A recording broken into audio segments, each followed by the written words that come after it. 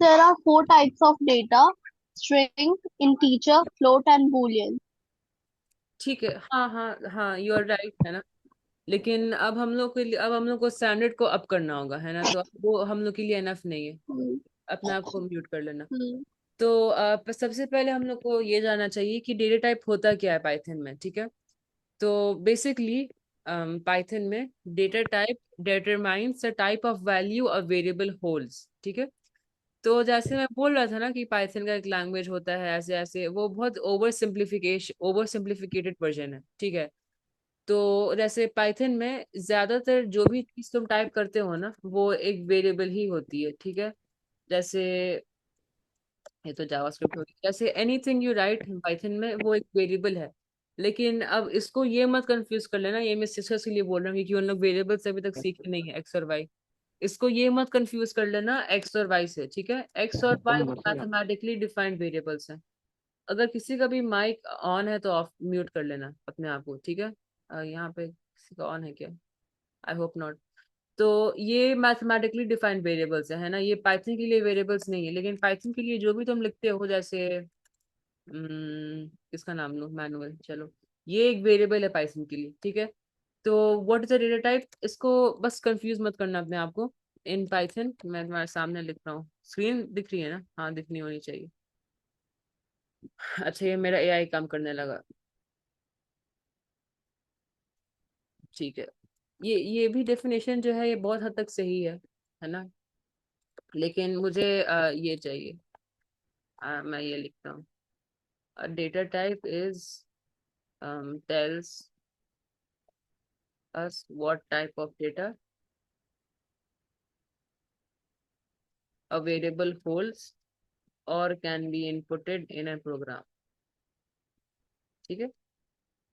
तो मैं एक और चीज में मैं बस सजेशन दे देता हूँ, है ना। जैसे पिछले साल हम लोग के जैसे एंड ऑफ सेशन में, after our half yearly exams, Ishan भैया बोले थे कि तुम लोग कॉपी मेंटेन करो। तो सही में मैं बोलूँ तो कोई सीरियसली लिया नहीं था, क्योंकि मतलब मैं भी उस टाइम वो था, क्या बोलता हूँ, मतलब मैनेजिंग टीम में था। तो मैं कॉपी बनाता था। तो कॉपी तुम बनाओगे ना, कॉपी भी नहीं, मतलब एक नोट पैड पे बस नोट्स लिख लोगे, तो तुम्हारे लिए बहुत बेनिफिशियल रहेगा। जैसे अगर मैं कोई भी एग्जाम लूंगा या टेस्ट दूंगा तुम लोग के लिए, किसी भी रीजन के लिए, तुम लोग आराम से आंसर कर पाओगे। मतलब उसको देख के नहीं आंसर कर पाओगे, उसको चीटिंग कहते हैं। मतलब उससे रिवाइज करके आंसर दे पाओगे, है ना। तो एक छोटा सा नोटपैड ही बना लो, या ये भी कर सकते हो जो बहुत ज्यादा लेजी लोग हैं, मतलब मजाक कर रहा हूँ, कि तुम लोग इसका स्क्रीनशॉट ले लो या इसको तुम कॉपी पेस्ट कर लो समहाउ या यूज करके, और अपना एक नोट्स में, है ना, ऐसे लैपटॉप में नोट्स होता है, तुम पेस्ट कर दो। ऐसे बेसिकली डेटाबेस बना लो अपने लिए, जहाँ सब चीज जो मैं बोल रहा हूँ उसको तुम रखो। तो उसके लिए तुम्हारा बहुत फायदा है। ठीक है, तो हम लोग अब समझ गए हैं कि डेटा टाइप होता क्या है ना। अब हम लोग समझते हैं कि डेटा टाइप्स ही बहुत काइंड के होते हैं। मैं तुम लोगों को बताया था कि 14 to 16 टाइप्स के होते हैं, 6 सुनिए बताया था आई थिंक। तो डेटा टाइप्स ना, उसको ऐसे जो हम लोग जो सीखे थे, जैसे इंटीजर, फ्लोट, स्ट्रिंग, बूलियन, उसको बोलते हैं प्रिमिटिव डेटा टाइप्स, ठीक है। प्रिमिटिव इसलिए बोलते हैं क्योंकि ये पाइथन के फर्स्ट वर्जन से आता जा रहा है, इसीलिए इसको प्रिमिटिव बोल दिया गया। ओके। तो जैसे उर्वी ने बोला कि they are four main types, तो वो सही था, है ना, सबको पता है। मुझे लगता है लिखने की जरूरत भी नहीं है, तुम लोग तो of course you know. Integer, float, bool, और क्या होगा, कोई आंसर दो, और क्या होगा? स्ट्रिंग। हम्म, ठीक है, स्ट्रिंग, लिस्ट, ट्यूपल, ये सब है। ये सब जो है जैसे लिस्ट, ट्यूपल, सेट, डिक्शनरी, ये सब वो हो गया, है ना, थोड़ा सा और एडवांस हो गया, पर इसको प्रिमिटिव नहीं बोलते हैं। प्रिमिटिव डेटा टाइप्स में एक और आता है जिसको बोलते हैं नन, ठीक है। तो कोई मुझे बता सकता है कि ये नन का मतलब क्या होता है इंग्लिश में? Representing nothing. हाँ ऋषित, ठीक है, सही बोल रहे हो। तो नन बेसिकली मीन्स कुछ नहीं, है ना। नन क्या हुआ, नन कुछ नहीं है। तो नन ये वो है, मतलब ये तुम कोड में डालोगे, इसका जो प्रॉपर नेम है, इसका नाम है नन टाइप, ठीक है। जैसे इसको बोलते हैं ना एसटीआर, शॉर्ट फॉर्म है स्ट्रिंग का। तो वैसे ही इसको ऐसे टाइप किया जाता है, ठीक है, नन टाइप, ये प्रॉपर एक डेटा टाइप है। ओके। तो नन टाइप तुम्हारा पांचवा हो गया। और नन टाइप के बारे में अगर कुछ जानना चाहते हो तो मैं बता सकता हूँ। जैसे बेसिकली नन जो है वो जावास्क्रिप्ट में नल को रिप्रेजेंट करता है ना। वो बेसिकली यही बस बताता है कि कोई भी वेरिएबल है या कोई भी ऑब्जेक्ट है उसके पास कोई वैल्यू नहीं है, ठीक है। और कोई वैल्यू नहीं है वो बहुत मतलब डिफरेंट होता है। जैसे मैं तुमको एक एग्जांपल देता हूँ। मैंने नाइन्थर्स के साथ ये एक्सरसाइज करवाई थी जिसमें मैंने जैसे ये पूछा था, प्रिंट ट्रू प्लस फॉल्स। तो कोई मुझे बता सकता है इसका आंसर क्या होगा? आशुतोष, कोई भी बता सकता है? आशुतोष भाई। फॉल्स लग रहा है भैया। नहीं नहीं, ठीक है, तुम ट्राई किए, ठीक बात है। कोई भी है, आई थिंक। आई थिंक ये हाँ दोनों बोलो प्रिंट हो अभी। जाएगा। नहीं, ये प्रिंट नहीं होगा, इसमें स्ट्रिंग तो नहीं है। स्ट्रिंग नहीं है, ठीक है। सबके सबके जो ओपिनियंस है वो सही है अपने तौर पे, क्योंकि तुम लोग ऑफ कोर्स जैसे जानोगे। तो ट्रू और फॉल्स है ना, वो एक एक्सेप्शन है। पाइथन इसको बिल्ट इन ट्रू और फॉल्स को समझता है, इसमें स्ट्रिंग की जरूरत नहीं है। ये एक फंक्शन तो नहीं कहेगा इसको, एक स्टेटमेंट कहते हैं, है ना। तो ट्रू और फॉल्स की एक न्यूमेरिकल वैल्यू होती है, ठीक है। ध्यान से सुनना। ट्रू जो है वो रिप्रेजेंट करता है द नंबर वन, ठीक है, इट रिप्रेजेंट्स वन। और फॉल्स रिप्रेजेंट जीरो। तो जो ये है, जब इसको मैं प्रिंट करूंगा तो मुझे एक रिजल्ट आएगा वन। देख रहे हो, तो तुम ट्रू और फॉल्स को तुम ऐड कर सकते हो। पाइथन अजीब लैंग्वेज है, तुम ट्रू और फॉल्स का ऐड कर सकते हो, तुम इसको मल्टीप्लाई भी कर सकते हो। अब मुझे कोई बता सकता है इसका आंसर क्या आएगा? जीरो। अगर फॉल्स का वैल्यू जीरो है तो फिर जीरो वन है, इंटू सही सही सही। जीरो। जीरो क्यों है? क्योंकि ट्रू वन है और फॉल्स जीरो है। बेसिकली ये बहुत सिंपल सब्स्टिट्यूशन है, जहां तुम देखो तो तुम यही याद रखो, true is one, false is zero, ठीक है। अब इसी तरह जब हम लोग नन पे आते हैं, है ना, नन डेटा टाइप। तो नन टाइप जो है वो ये बताता है कि मतलब कुछ नहीं है ना। अब कुछ नहीं में और जीरो में बहुत डिफरेंस होता है। पाइथन मतलब पाइथन में जैसे नन हमने ये बताता है, none tells us that a variable has no value. फिर इट इज डिफरेंट, है ना। ये मैं बस लिख रहा हूँ फॉर्मल में ताकि तुम लोग कर लो। From empty string, empty string से तो है ही, ठीक है। फ्रॉम एन एम्प्टी स्ट्रिंग या फ्रॉम जीरो, ठीक है। और फ्रॉम फॉल्स, ये सब जो है मतलब नन कुछ और हो गया। नन मतलब कुछ नहीं। फॉल्स मतलब होता है कि नेगेटिव, है ना। मतलब कैसे समझाऊं, जीरो। तुम लोग को लगता है कि जीरो है और जो नन है वो सेम चीज है, वो सेम चीज नहीं है, ठीक है। तो ये एक हॉट टाइप का मतलब ये कॉन्सेप्ट है। अब ये तुम लोग को जानने की जरूरत नहीं है कि क्यों नहीं है। अगर तुम लोग को चाहते हो तो मैं बता सकता हूँ कि क्यों नहीं डिफरेंट है। लेकिन मतलब क्यों डिफरेंट है, लेकिन तुम लोग को बस यही याद रखना होना चाहिए कि डिफरेंस है नन में और एम्प्टी स्ट्रिंग जीरो, ऐसे ऐसे, ठीक है। तो किसी को डाउट है क्या यहाँ तक? किसी को भी डाउट है? कुछ बोलो तभी। भैया हम लोग क्या बोलो, भैया हम लोग क्या अभी डाटा टाइप डिस्कस कर रहे हैं? फिर से बोलो। क्या अभी हम लोग डाटा टाइप डिस्कस कर रहे हैं? हाँ वही कर रहे हैं। ये तो रिवीजन हो रहा है या फिर ये नन और फिर नन टाइप जो है वो थोड़ा सा बता सकते हैं, मुझे नहीं समझ में आ तुम कब क्लास ज्वाइन किए हो? अभी किए था? अभी कितने बजे किए? रहा। तीन पाँच? ये 3 5 3 5। हाँ। हाँ, इसीलिए मैं बोल चुका हूँ। हम लोग रिवाइज कर रहे हैं, है ना, और रिवीजन के साथ मैं कुछ कुछ नया चीज सिखा रहा हूँ, ठीक है। ओके। तो तुम लोगों को समझ में आ गया ना कि none is not the same as zero, false और एम्प्टी स्ट्रिंग। मतलब भैया यस। तो बेसिकली नन होता है जो एक वेरिएबल को बताते हैं जिसमें नो वैल्यू है। वो वैल्यू, हाँ एग्जैक्टली exactly। वैसे ये है ठीक ना, है, थैंक इसको बोलते हैं एम्प्टी स्ट्रिंग जिसमें कुछ नहीं हो। ये एम्प्टी स्ट्रिंग कहलाता है, ठीक है। यू। च- तो एक और चीज है, ये जो है ये स्ट्रिंग के बारे में। मैं बता देता हूँ। आई होप कि तुम लोगों को समझ में आ जाए। नहीं समझ में आए तो मैं ऑलवेज हूँ यहाँ तुम लोग के डाउट्स क्लियर करने के लिए। तो जो स्ट्रिंग होता है ना, तो हम लोग उसको बोलते हैं, उसका इसना डेफिनेशन जो है वो ये नहीं है कि इंग्लिश अल्फाबेट, उसको हम लोग बोलते हैं sequence of unique code characters. ठीक है, तो ये थोड़ा सा बड़ा स्टेटमेंट है जिसको मैं अभी तुम्हारे सामने डिकोड करूंगा। तो हम लोग बोलते हैं कि एक सेकंड रुको, एनोटेट यहाँ शुरू हो गया। जैसे मैं तुम लोग को स्ट्रिंग कैसे इंट्रोड्यूस किया था कि हम लोग इसमें लेटर्स लिख सकते हैं, ये सब है ना, लेकिन इसको टेक्स्ट के लिए किया जाता है रिप्रेजेंट। लेकिन ये बहुत कॉमन डाउट है कि अगर स्ट्रिंग ह्यूमन अल्फाबेट को रिप्रेजेंट करता है, तो फिर हम लोग स्ट्रिंग को ऐड, सब्ट्रैक्ट, स्प्लाइस कैसे कर सकते हैं। तो इसका यही आंसर है कि स्ट्रिंग जो है वो एक्चुअली हम लोग वो अल्फाबेट नहीं है। String is a sequence of Unicode characters. ठीक है, तो अब ऑफ कोर्स क्वेश्चन यही आता है कि यूनिकोड कैरेक्टर्स है क्या, है ना। तो कोई मतलब कोई ट्राई कर सकता है क्या, ताकि ट्राई करो। जो कोड बाद में कर सकते हो, शायद नहीं। हाँ ठीक है, गुड ट्राई। और कोई?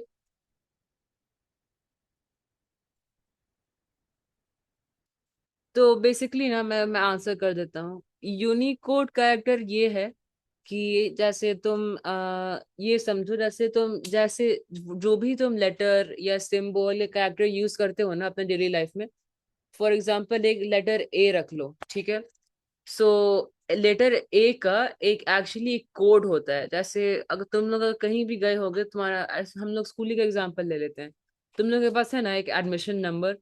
तो वैसे ही यूनिक कोड एक वो यूनिक नंबर होता है, कैरेक्टर होता है जो हर असाइन होता है हर लेटर को, हर सिंबल को, हर कैरेक्टर को। ठीक है, जैसे लेटर ए जो है उसका उसको कहते हैं कोड पॉइंट। ठीक है, तो उसका कोड पॉइंट है U+0041।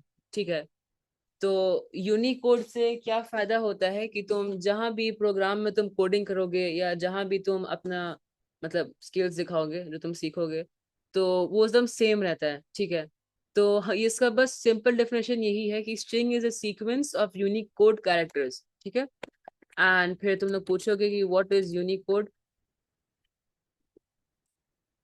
तो मैं बोलूंगा कि यूनिक कोड इज, हाँ, is a standard for representing characters in computer systems. It assigns each character in the world a unique number. ठीक है, रुक जाओ। और हाँ ये भी ठीक है, रुक जाओ। स्ट्रिंग्स में है ना, और फिर each number is called a code point। ठीक है, ये सब वैसे तुम्हारे थ्योरी में पूछा जा सकता है। एंड एग्जांपल एक दे देता हूँ, जैसे एक second. The code point for a is U+0041। ठीक है, तो इसी को यूनिक कोड कहते हैं, है ना। तो यूनिक कोड मतलब क्या हुआ, यूनिवर्सल कोड, है ना। मतलब उसको हम लोग वर्ड को ऐसे बोल सकते हैं, वर्ड की मीनिंग ऐसी है। तो इसी को यूनिक कोड बोलते हैं। तो स्ट्रिंग का डेफिनेशन क्या है, कोई पूछेगा what is a string in Python, तुम लोग बोलोगे कि string is a sequence of unique code characters. ठीक है, ओके, चलो लेट्स मूव ऑन। अब स्ट्रिंग हो मतलब डेटा टाइप्स हो गया है। अब मैं यही बता देता हूँ, ये तुम लोग को जानना चाहिए ये चीज को कि टाइप क्या होता है। कोई बता सकता है कि टाइप क्या होता है? टाइप फंक्शन है, टाइप किस लिए यूज होता है? हाँ बोलो। भैया जानने के लिए टाइप कि इज अ एक सेकंड ऋषि रुक जाओ। हाँ बोलो Asaduddin. type is a function which is used to find out which type of data we are using, be it a string, boolean or integer. ठीक, सही बोले, एकदम सही। एग्जाम्पल दे सकते हो क्या? नो भैया, मेरे को टाइप को यूज करना नहीं आता। ठीक, हाँ फेयर एनफ, अच्छा बात। तो अब बेसिकली हम लोग बहुत ज्यादा सिंपल एग्जांपल लेते हैं, जैसे कि एक वेरिएबल ले लेते हैं, मैथमेटिकल वेरिएबल, और उसमें हम लोग डाल देते हैं 42 रैंडम इंटीजर। ठीक है, और फिर हम लोग क्या करेंगे, हमेशा प्रिंट डालते हैं। प्रिंट क्यों डालते हैं? क्योंकि प्रिंट से हम लोग आउटपुट नजर आता है, सब लोग को पता है। टाइप ऐसे करेंगे, एक्स करेंगे, तो टाइप मतलब एक इनकोडेड फंक्शन है प्रिंट के अंदर। है ना। तो ऐसे होता है।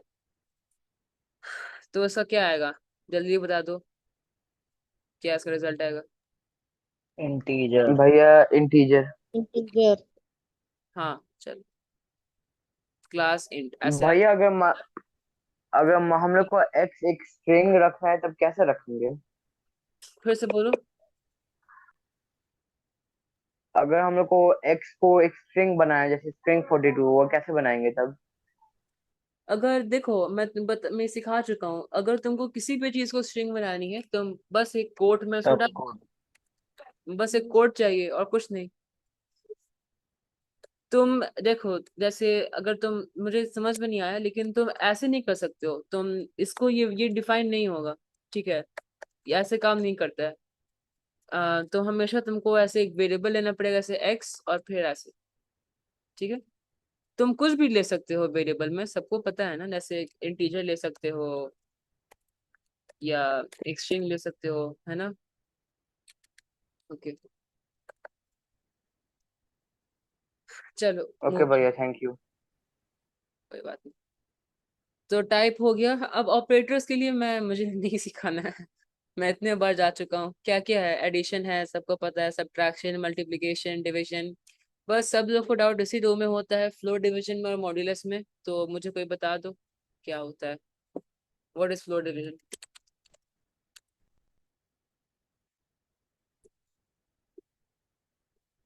कोई बता सकता है।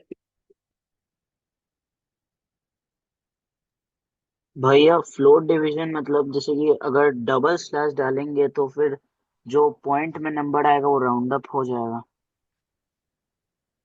हाँ, पॉइंट में आता है तो उसको क्या बोलते हैं, उसको क्वोशंट ना बोलते हैं, तो क्वोशंट वर्ड नहीं यूज करोगे तो, मतलब समझ रहे हो ना, नहीं उसे डेसिमल। उस डेसिमल। हाँ सही है, डेसिमल राउंड ऑफ हो आइडिया सही है, जाएगा। आइडिया सही है। अगर तुम लोग को फॉर्मल और लैंग्वेज में इसको मॉड्यूलस।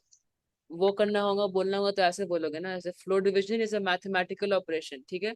तो ऐसे ये पाइथन में यूनिक नहीं है, ये मैथ्स में होता है, ठीक है ना। That returns the largest integer, मतलब वही राउंडेड ऑफ लेस देन और equal to the quotient of two integers. Two integers मतलब बेसिकली इसका मतलब हुआ कि अगर तुम कुछ कोई भी चीज को डिवाइड करोगे और उसका जो क्वोशंट आता है तो उसको राउंड ऑफ कर देगा, बहुत ज्यादा ओवर सिंप्लीफाइड, मतलब यही हुआ, ठीक है। और मॉडुलस क्या होता है, बता दो कोई। मॉड्यूलस यूज करने के लिए हमें परसेंटेज का साइन यूज करना पड़ता है जो बेसिकली रिमाइंडर बताता है हमें। हाँ ठीक, एकदम सही। तो आई होप किसी को डाउट नहीं हो इस सब में, नहीं ना। भैया आप एक बार मॉड्यूलस को यूज करके दिखा सकते हैं? हाँ श्योर। जैसे हम लोग है ना, मॉडुलस ज्यादातर यूज करते हैं इफ एंड एल्स में। जैसे हम, जैसे तुम लोग के लिए एक simple example if and else है। जैसे अगर मैं लूंगा एक्स इज इक्वल टू, नहीं छोड़ो, इनपुट, सब लोगों को तो ये पता ना चाहिए क्या होता है, इंटर नंबर, ठीक है।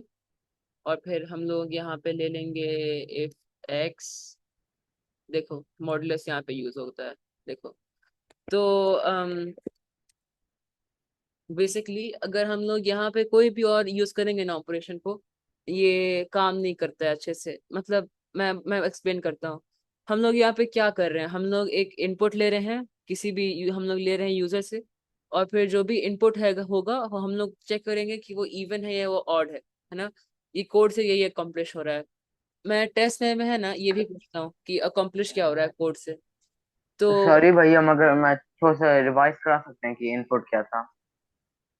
अच्छा ठीक है, कोई बात नहीं, कर देता हूँ। देखो इनपुट वो एक फंक्शन है, बिल्ट इन फंक्शन है, प्री डिफाइंड फंक्शन है, जो जो तुमको लेट इन करता है किसी भी यूजर से लेने के लिए एक डेटा, है ना।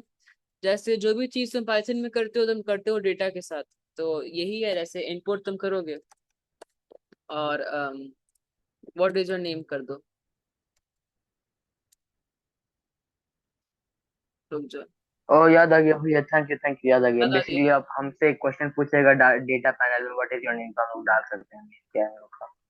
ठीक, बहुत अच्छा। याद आ गया। वेलकम भैया। बस दिखा देता हूँ रन करके, है ना। ये हम लोग दो एक साथ रखिए, इसीलिए ऐसा हो रहा है।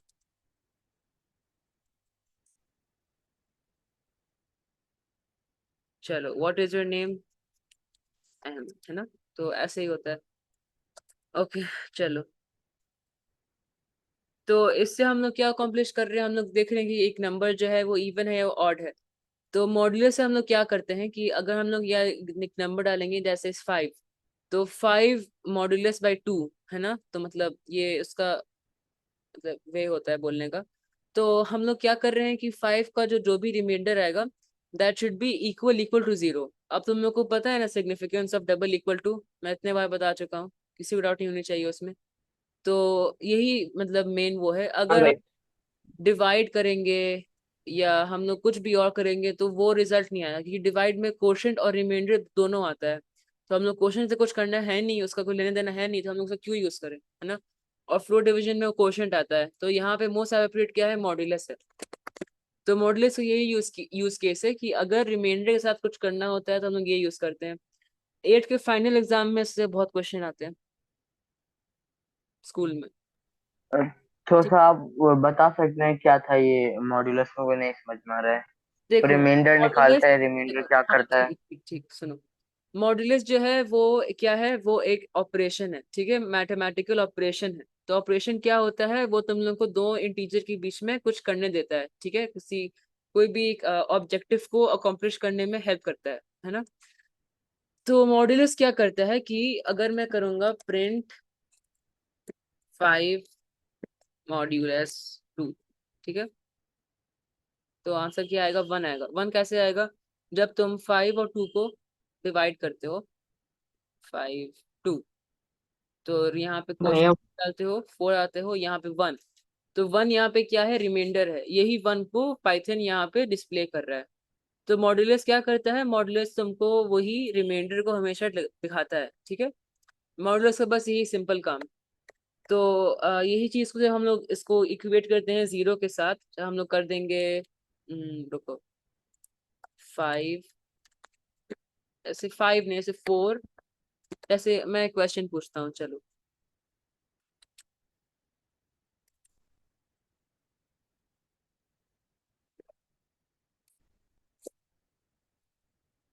बताओ,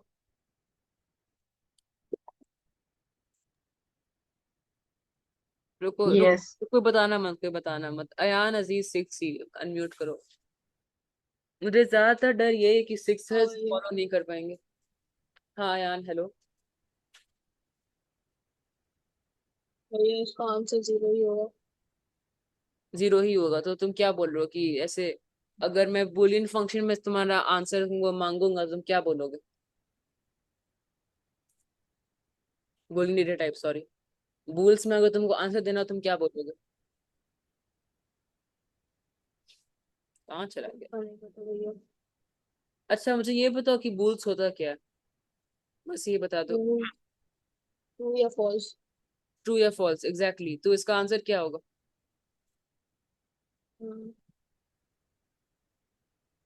ट्रू।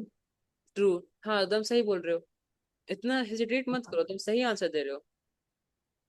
तुम अगर यहाँ आ रहे हो, तुम सिलेक्ट हुए हो ना, तुम बहुत मतलब तुम हेजिटेट मत करो, ठीक है, बिलीव करो अपने आप में।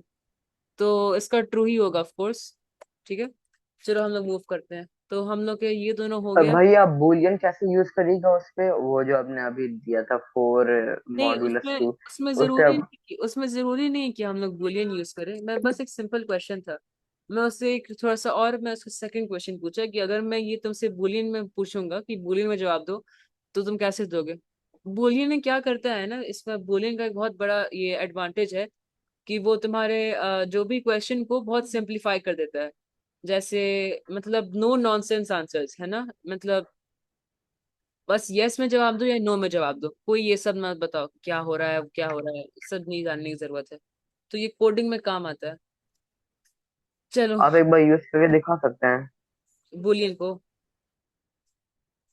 या देखो, बुलियन मतलब जैसे बुलियन में हम लोग ज्यादातर यूज करते हैं कंपैरेटिव ऑपरेटर्स, ठीक है। तो कंपैरेटिव ऑपरेटर्स क्या होता है, बताओ, तुम बताओ।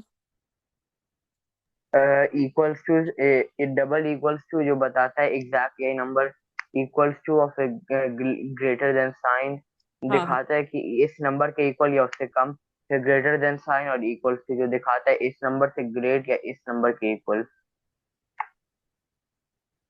ठीक, एकदम हेलो। सही। तो बुलियन जो होता है ना, वो यही करता है। जैसे कंपैरेटिव ऑपरेटर यूज करें यहाँ पे, हम लोग लिखेंगे प्रिंट 5, प्रिंट 6, क्या लिखें, इज ग्रेटर देन या इक्वल टू 4, या और थोड़ा एडवांस बना के इसका आंसर। ठीक है, तो बुलियन का यही होता है। तो हम लोग है ना ज्यादातर बुल्स को इसलिए यूज करते हैं कि हम लोग को जानना होता है ऐसा स्टेटमेंट का आंसर जो हम लोग मेंटली हम लोग नहीं कर पाते हैं कैलकुलेट। ठीक है, तो ऐसे तो बुलियन हम लोग को बस इसीलिए बताया जाता है कि ट्रू और फॉल्स है ना, वो एक इंट्रोडक्शन होता है। लेकिन इसमें बहुत कुछ और भी होता है। जैसे तुम लोग अगर मतलब पढ़ते जाओगे, तुम लोग एक चीज सीखोगे, उसको बोलते हैं टर्नरी ऑपरेटर। ठीक है, तो टर्नरी ऑपरेटर बहुत जरूरी काम करता है। तो टर्नरी ऑपरेटर को मैं चाहता नहीं हूँ कि अभी यहाँ मैं इंट्रोड्यूस करूँ, क्योंकि फिर तुम लोग बहुत ज्यादा कंफ्यूज हो जाओगे। लेकिन अब बेसिकली बुलियन का एक यूज केस में यही दे सकता हूँ कि तुम लोग अगर एक प्रोग्राम लिखोगे, ठीक है, और उसमें जैसे तुम लोग को एक कंडीशनल स्टेटमेंट डालना है, तुमको इफ एल्स करना है। ठीक है, लेकिन इफ एल्स के वक्त तुमको ये जानना है कि अम, जैसे ये इससे भी यूज होता है सिक्योरिटी ऑफ द वेबसाइट में। ठीक है, तो अगर एक वेबसाइट में तुम लोग एक सिक्योरिटी डिटेल्स कर रहे हो, तुम लोग मैच करवा रहे हो, तो उसका ऐसे होता है। एक सेकंड, आ गया, हाँ। जैसे हम लोग, मैं तुम लोग को ऑफकोर्स सिक्योरिटी डिटेल्स का कोड नहीं दिखाऊंगा। तो समझ लो कि X is equal to security details. ठीक है, अब तुम लोग के पास सिक्योरिटी डिटेल्स आ गया, और वो तुम लोग को मैच करवाना है अपने डेटाबेस में से कुछ जो तुम्हारे पास है। जैसे बहुत सिंपल मैं एग्जांपल ये दे सकता हूँ इसका। जैसे लॉग इन कर रहे हो किसी भी चीज में, है ना, तो तुम एक यूजर नेम डालोगे, पासवर्ड डालोगे। अब सिस्टम को कैसे पता कि वो यूजर नेम और पासवर्ड सही है? वो एक बूलियन फंक्शन जल्दी से उसमें बनाएगा, और उसमें देखेगा कि अगर ये सिक्योरिटी डिटेल्स है ना, जो एक्स है, वो इक्वल टू वाई है या नहीं। वाई यहाँ पे क्या है, वाई यहाँ पे, रुक जाओ,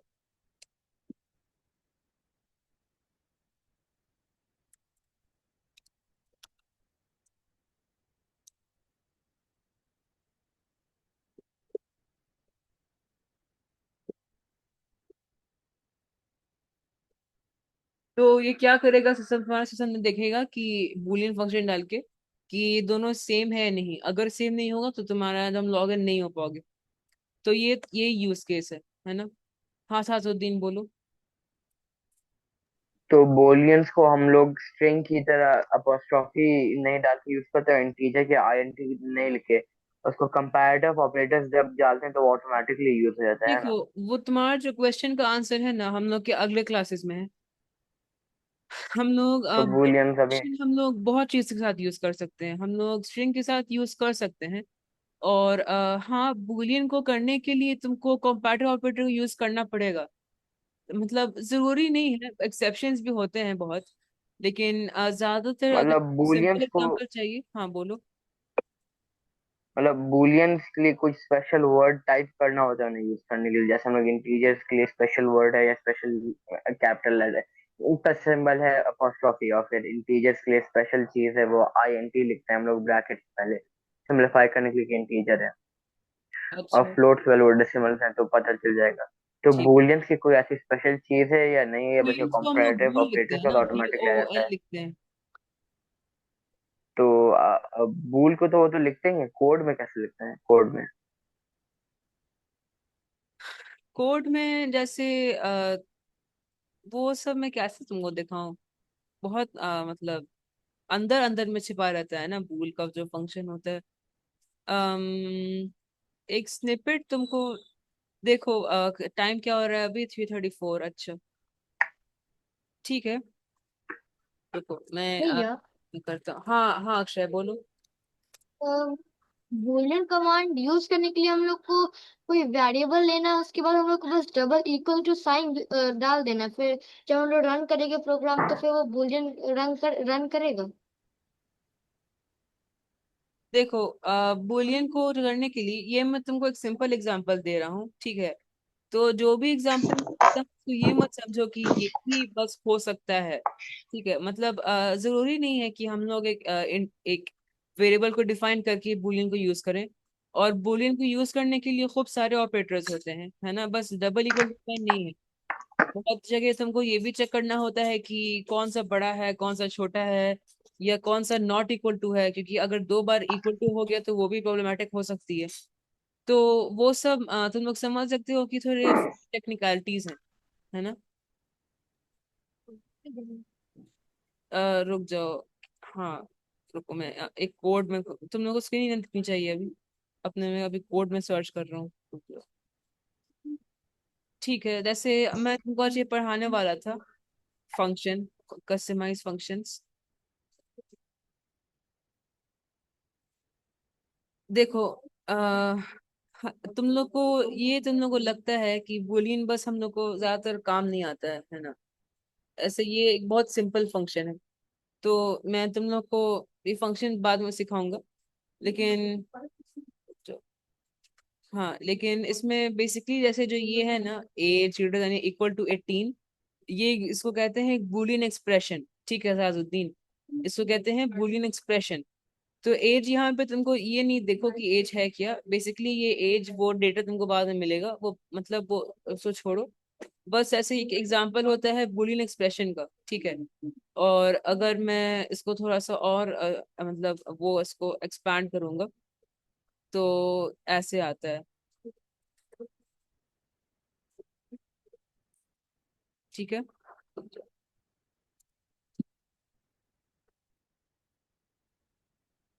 ऐसे, ठीक है।